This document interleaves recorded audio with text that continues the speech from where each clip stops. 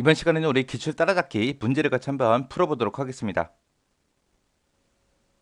다음은 학생 테이블이 있대요. 이 학생 테이블에서 국어하고 영어 점수의 평균을 계산해서 그 평균이 20점 이하인 그 학생의 학생 코드와 이름을 출력하는 그런 절차형 SQL을 PL SQL로 그렇게 구현한 거래요. 가로 안에 여기 동그라미 1번, 동그라미 2번하고 이렇게 있는데 여기에 적합한 명령으로 넣어서 SQL을 완성해라 그러고 나왔습니다. 그때 첫 번째 보니까 디클리어하고 써져 있고요. 그 밑에 보니까 i 언더바 학생 코드라고 돼 있어요. 이 변수를 이제 만드는데 여기에는 이제 뭐가 들어간다? 정수형 숫자가 들어갈 겁니다. 그 다음에 c 이름이라는 이 변수를 사용할 건데 여기에는 최대 문자 10글자가 저장이 될 겁니다. 라고 그렇게 이제 선언해 놓은 거고요. 그 밑에서 이제 커서를 만들기 시작한 거죠. 해서 그때 커서 이름 뭐예요? CSSTU 하고 요 이름으로 커서를 선언하겠다, 만들겠다 그거죠. 그렇게 해놓고 그 밑에 이제 is라는 명령어 나왔고 그 밑에 이제 select하고 나왔습니다. 자, 요 select 구문은 실제로 실행되는 거는 언제 실행된다? 오픈 열었을 때 이제 실행이 되더라. 그럼 여기서 이제 위에서 커서를 이제 선언해줬죠. 선언할 때 그때 이름을 뭘로 했어요? CSSTU 얘로 했죠. 얘로 했으니까 이 커서를 열어라 라고 해서 동그라미 1번에는 얘가 들어가야죠. 그래서 커서 이름을 CSSTU로 했으니까 오픈 뒤에도 이 CSSTU가 와야 되는 거고 그리고 패치 그 바로 뒤에도 커서 이름이 와야 되고 그리고 클로즈 그 옆에도 이제 커서 이름이 이렇게 와야죠. 그래서 다 똑같은 커서 이름을 써줘야죠.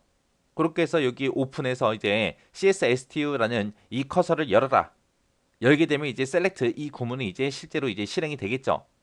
해서 학생이라는 테이블이 있는데 거기서 이제 국어하고 영어 이 두 과목을 점수를 이제 더해서 나누기 2를 해라. 그럼 얘가 이제 평균값이 나오겠죠. 그 평균이 20점 이하인 그 사람들의 학생 코드랑 이름이랑 이 두 가지를 검색해라. 그거죠. 그렇게 해서 이제 셀렉트해서 이제 검색을 하게 되면 이제 결과값으로 이제 두 개가 나오겠죠. 하나는 이제 학생 코드, 하나는 이제 이름하고 이렇게 해서 이제 결과가 이제 나올 겁니다. 그때 이제 결과값으로 이제 3명의 데이터가 나왔다라고 가정을 하자고요. 그래서 지금 여기에는 이제 학생 코드가 저장된 게 나왔고 여기에는 이제 이름이 들어가 있는 그런 것들이 이제 3개가 그렇게 결과값으로 나왔다고 가정을 하자고요. 그때 이 시작 위치를 이제 CSSTU에서 이제 가지고 있겠죠. 그렇게 해서 이제 커서를 이제 오픈해 줬고요. 그리고 그 밑에 내려가서 보니까 이제 루프가 여기서 시작해서 엔드 루프에서 여기까지 이제 계속해서 반복 실행해라 그거죠. 그때 이제 패치 뒤에 보니까 이제 커서 이름이 써져 있습니다. 이 커서에는 이제 뭐가 들어가 있는 거예요? 이 결과값으로 나온 거에서 이제 첫 번째 데이터 걔를 이제 가리키고 있을 거고요. 거기서 이제 데이터를 불러와요. 학생 코드하고 이름하고 얘네 두 개를 불러와서 i 언더바 이제 학생 코드라는 그 변수에 집어넣어라. 그리고 c 언더바 이름이라는 곳에다가 집어넣어라. 그럼 첫 번째 결과값으로 나온 것들이 전부 다 이곳에 다 들어가겠죠. 집어넣고 나서 그 바로 밑에 보니까 EXIT하고 나왔습니다. EXIT가 이 반복문을 언제 빠져나가는지 그걸 이제 써준 거죠. EXIT 그 밑에 보니까 이제 출력해라. 출력하긴 출력하는데 뭘 출력해라? i 언더바 학생 코드라는 곳에 들어있는 그 값이랑 c 언더바 이름이라는 그곳에 들어있는 값을 출력해라. 그 뒤에 보니까 요 모양이 나왔죠. 요 모양의 기호가 뭘 얘기하냐면은 이어서 출력해라 그런 뜻이에요. 그래서 학생 코드라는 거 출력을 하고 이어서 요 작은 따옴표 안에 있는 거, 작은 따옴표 안에는 뭐가 들어있어요? 지금 빈 공백이 들어있죠. 그러니까 이 학생 코드 하나 출력하고 한 칸 띄고 이름 출력해라 그거예요.